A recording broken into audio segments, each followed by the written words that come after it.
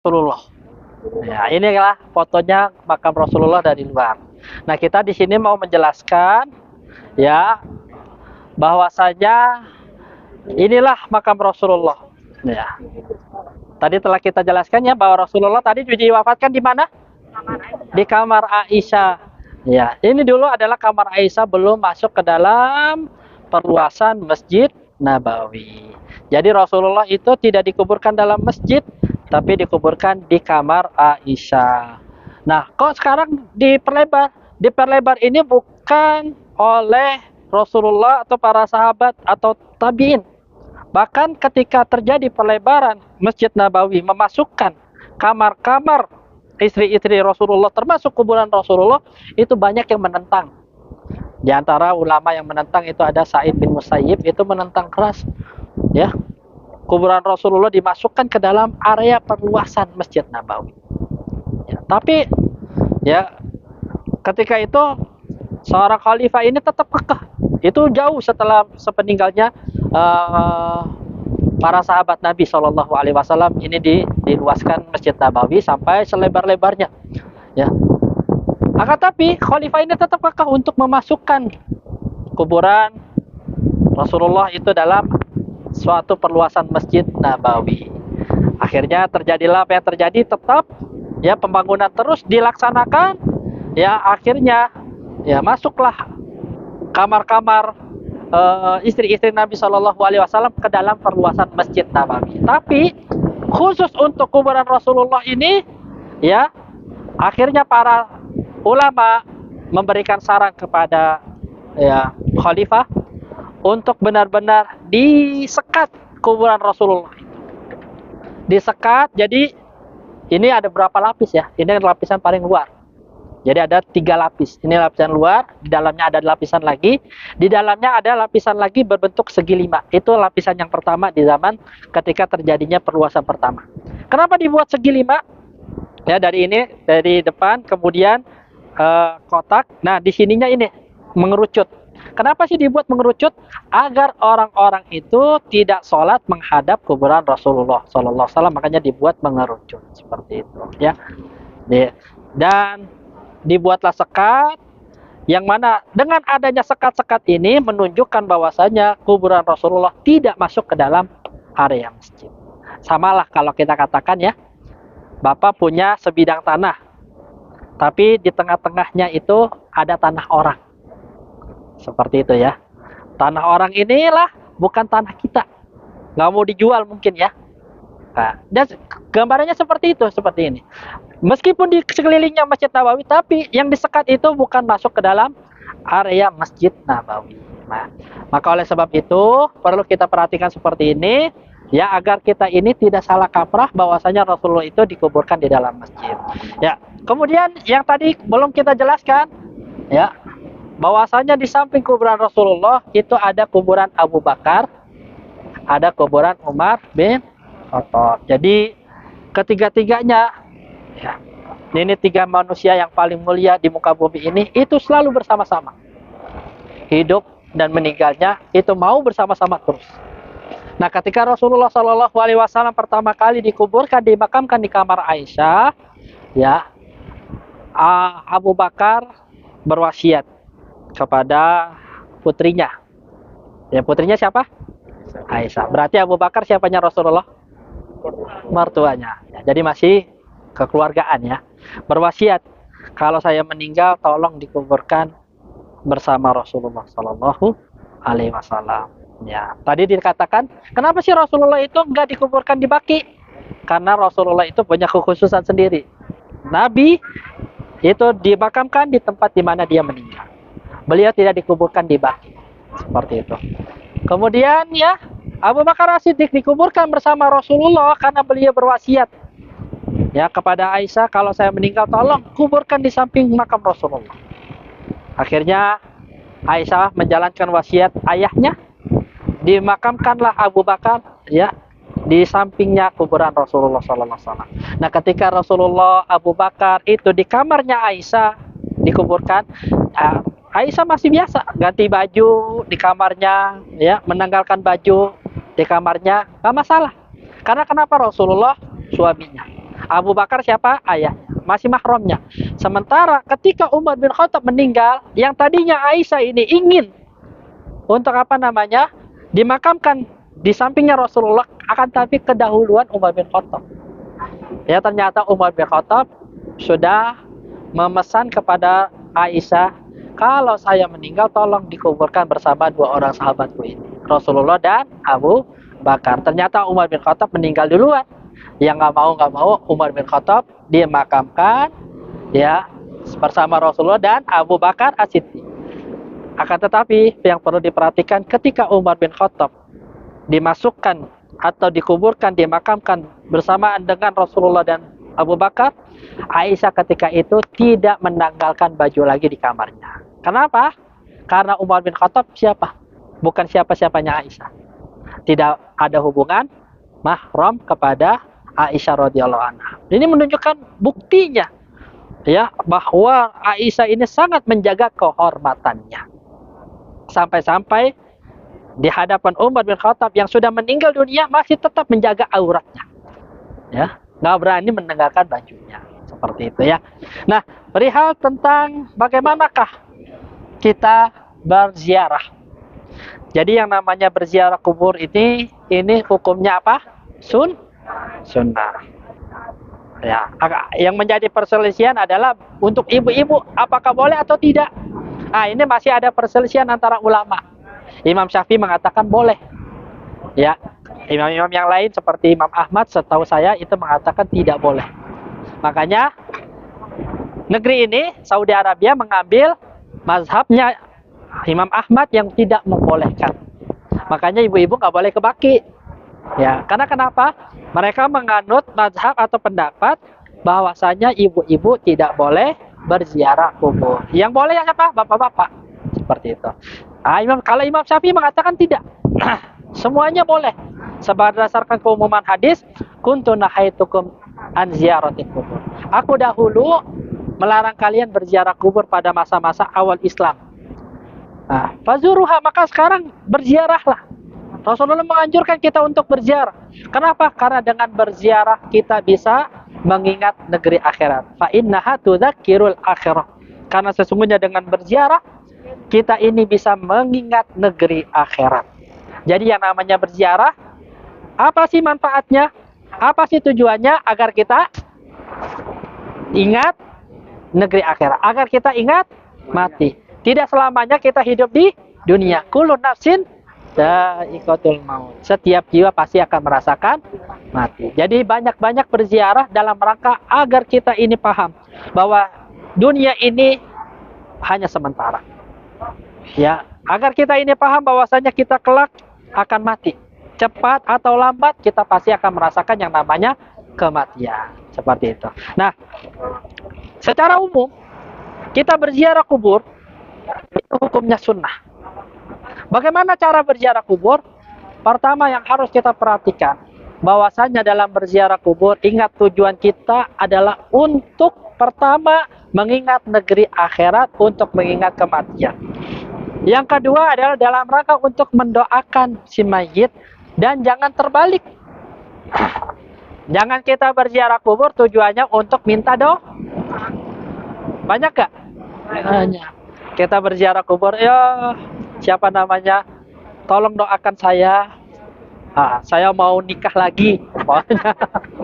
Boleh nggak seperti itu? Saya mau dapat jabatan. Minta-minta kepada ahli kubur, minta-minta kepada mayit, itu tidak diperbolehkan. Bahkan ini masuk ke dalam kesyirikan yang tidak dibenarkan dalam agama Islam. Yang diperbolehkan, apa yang dianjurkan adalah kita berziarah untuk mendoakan kepada mereka dan memberikan salam kepada mereka. Dan bagaimana dengan berikan salam kepada mereka? Dengan mengucapkan assalamualaikum ya ahlat diyar minal mu'minin wal muslimin wa inna insyaallah bikum lahikun nas'alullah lana wa lakumul afiyah. Akan tetapi khusus untuk kuburan Rasul. Ya, bagaimana caranya? Caranya adalah apa yang dilakukan oleh Abdullah bin Umar, di mana ketika beliau berziarah, beliau mengucapkan salam kepada Rasulullah. Cukup salam saja. Assalamualaikum ya Rasulullah. Ya.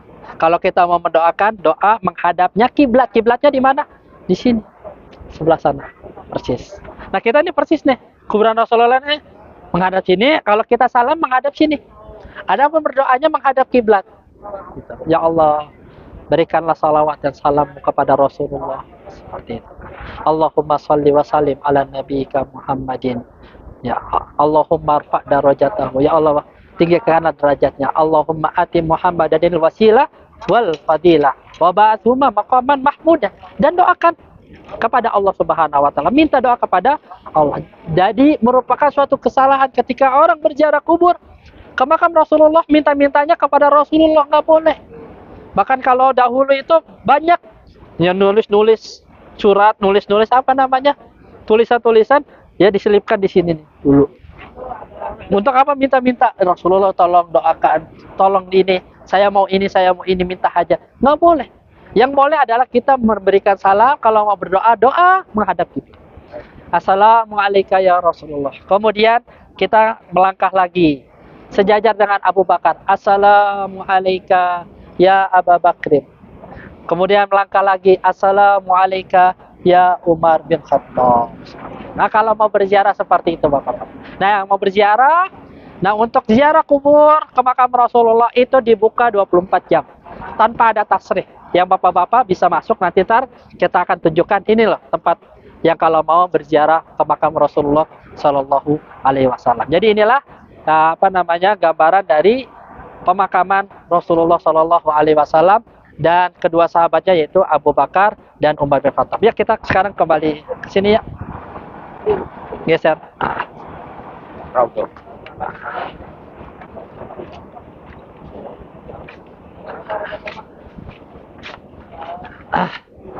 Ya, Bapak Ibu yang dimuliakan Allah Subhanahu wa taala, saya dengar ibu-ibu malam udah ada pergi ke Raudhah ya.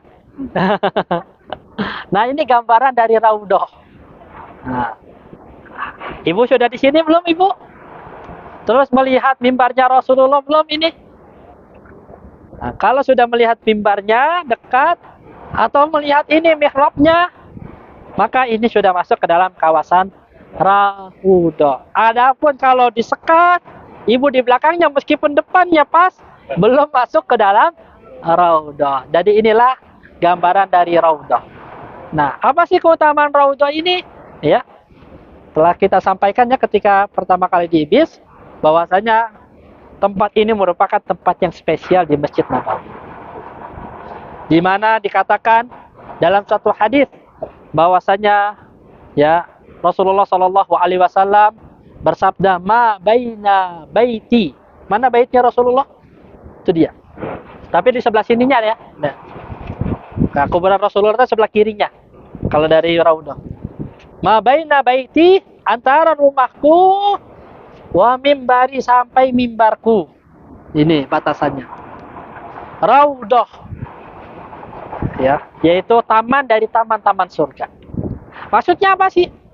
Ini ada dua makna kata para ulama. Makna yang pertama bahwasanya tempat ini kelak nanti benar-benar akan dijadikan taman dari taman-taman surga. Allah angkat ke langit, nanti akan dijadikan taman sebagai taman-taman surga.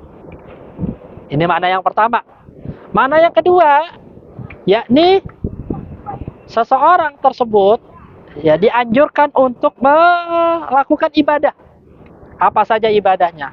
Sholat, berdoa, berzikir, apapun ibadahnya, yang penting kita melakukan ibadah di tempat ini, yang mana dengan ibadah tersebut itu menjadikan suatu sebab seorang dimasukkan ke dalam taman dari taman-taman surga.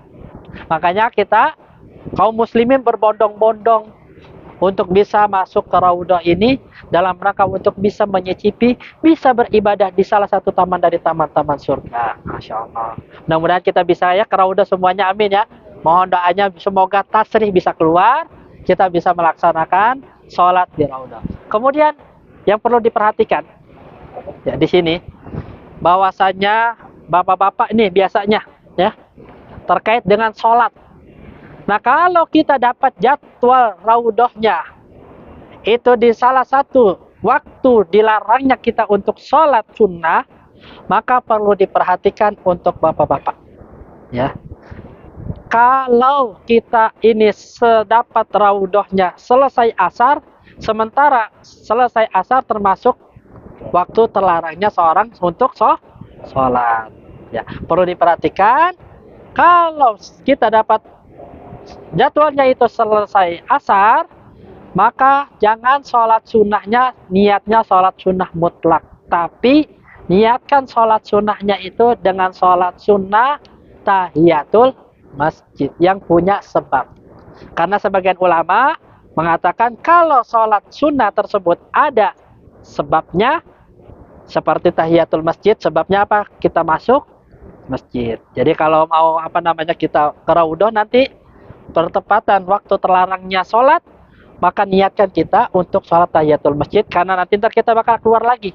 Kita nanti masuk, kumpul, nunggu sebentar, ntar keluar lagi, dan pas keluar kita niatkan nanti mau masuk untuk sholat tahiyatul masjid. Tapi kalau nggak sholat, nggak apa-apa. Bapak nggak sholat di sini, mau berdoa, silakan berdoa. Jadi yang namanya di raudhah ini nggak harus sholat. Mau berdoa, mau baca Quran, yang jelas kita menyibukkan diri kita untuk beribadah di salah satu taman dari taman-taman surga ini. Seperti itu ya.